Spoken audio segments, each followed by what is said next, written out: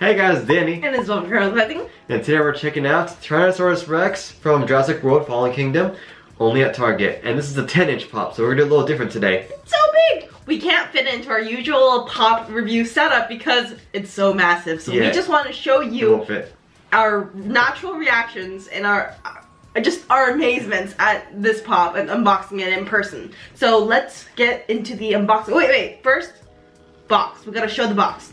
Because I did notice something a little different. Because the box is so big, the artwork that you see in the back with the other pops, but then this pop especially, you can see the details in the lines and this, like, just the pen strokes. It's so much more than you get when you just have a regular 4-inch pop. Yeah, you only see like the character, how it appears, but here you actually see like a full high-res picture of it. Yeah, you can see the scales. You can see the color, texture. It's such a beautiful image that you find, like, the glam shot usually doesn't do it justice because they simplify it. They make it more simple to fit the box, but this, it's art. It just shows the artwork on the box, which is amazing, which I love. I wanted to point out that they have a Tyrannosaurus Rex for Jurassic Park. That's a small 4-inch one. Jurassic World doesn't have a Tyrannosaurus Rex, so this is the only version of Tyrannosaurus Rex for Jurassic World Fallen Kingdom. Let's take him out of the box. Jeez. We need 2 people for this. Ready? Yeah. Careful. So here it is. This thing is massive. Like, size of my hand, Tyrannosaurus Rex. Just for you guys to see back home. To give you a better idea, because through this frame, through the screen, you might be like, it's big, but it's not that big. Here is an average, like, regular pop from the same line. Dilophosaurus Chase. Up close. Like, it looks similar, right? Right? It's about the same. But no way! Oh my god. It just never really struck me how massive this thing is, especially compared to the little 4-inch pop. Right? This is amazing. That looks like a 2-inch pop compared to him. It could be the mini of like a pop and a mini pop. It goes in scale with every dinosaur that came out with the Jurassic Park or World pops. That's why I wanted to get this one versus the one from Jurassic Park. Something I immediately noticed is the pop stand, like just the circle that the pop stands in, it's attached. But it's so awesome because they made it like a movie moment scene because they have like sand and gravel and little succulents and his feet buried inside like the sand and are being raised.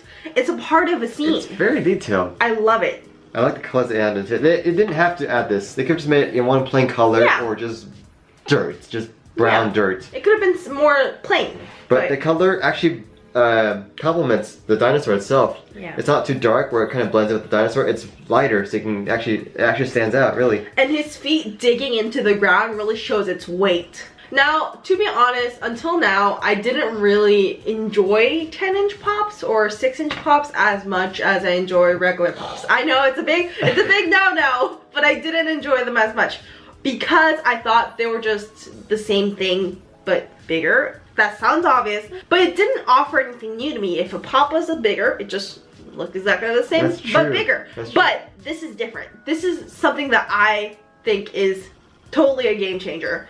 It's not just the same pop. When you have a 4-inch smaller pop, you don't get this detail. You don't get these scales that are just bumped up and like here and there. You don't get the stand. You don't get the stand. You don't get his teeth coloring. Because if it was a 4-inch pop, his teeth would be so tiny they wouldn't be able to color it brown and dirty and grimy. Or it's slightly off-colored because of the paint. And all these little bumps and ridges wouldn't be as prominent, wouldn't be as obvious, wouldn't be as pronounced if it was smaller. So for the first time ever, I think this is a pop. If this pop was existing as 4-inch, I would choose this one 100 times over the 4-inch one. Like, I am sold to the 6/10-inch pops. Like, I'm sold because of this one. I totally agree with you that in scale with other pops, it fits perfectly. I mean, they had Porg, they had Groot. They were life size, they're fine, but it doesn't really make sense to put them next to the other pops. Hulk might be a little too big for its size. I can see it being a 6-inch, but this one is perfect. Yeah. So, like I mentioned, the teeth is a really big one for me too, because the paint on the teeth, it's not just, it's like this murky yellow color, but if you turn it around in the backs and the ridges, like there's dirty, like it looks dirty. It looks like he ate a lot of stuff and he didn't floss. He didn't brush 2 times a day.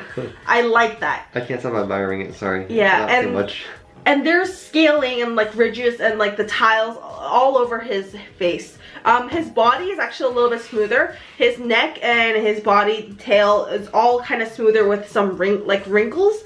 But his head and his face area is definitely more rigid and bumpy and textured, which is what we want. Honestly, if I saw this in an actual toy, I wouldn't be surprised. But seeing it in the pop makes me so happy. I don't know what it is. One thing that I can critique on, although I am head over heels this pop, I can like say the bad thing about this is in the back. So you know how it's so big, so it's molded together with different pieces. His headpiece, tail, leg, back.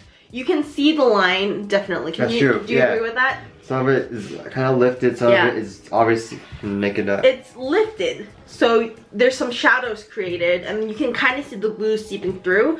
So of course it's a bigger pop, it's gonna have that built structure, but you could make it a little less obvious. Like his legs are kind of more forgiving, but his neck area, his tail, the sides of his tail, you can definitely see that line. So that's a critique I could do. Oh, there's one thing I like: the shading of the colors. Yes. It blends in very well. That's what I like. Good work. That's why I like it. It's like it's not just one color. Yeah, it's not alchemy status. Like was that another? That was 6-inch. Yeah, that was another 6-inch. Like it's not like that was like Funko at its peak with their airbrushing techniques and colors and beauty. This is up there. It's not quite alchemy level, but it's still up there in how smooth the colors fade and how like they're the right tones of warm brown, and I really do like that. Last note I want to make, I say this whenever there's like very thin material or thin plastic. His claws are going like this, like whew. So they're curved, right? So they thin out towards the end, especially because of his nails. So I was worried that if it was the kind of plastic that kind of bends or snips off or snaps off easily, like it could happen because it's thinner material. But let me check. Even I'm not pushing down the hands. I'm pushing down the nails right now, and it's not moving at all. It's not moving a bit. This one's a little thinner, but still not budging. So you don't have to worry about little nail chips. That's it for our review, our first 10-inch pop review. I hope you guys enjoyed. If you did, you can subscribe down below and see all of our new content. And we'll see you guys next time. Bye!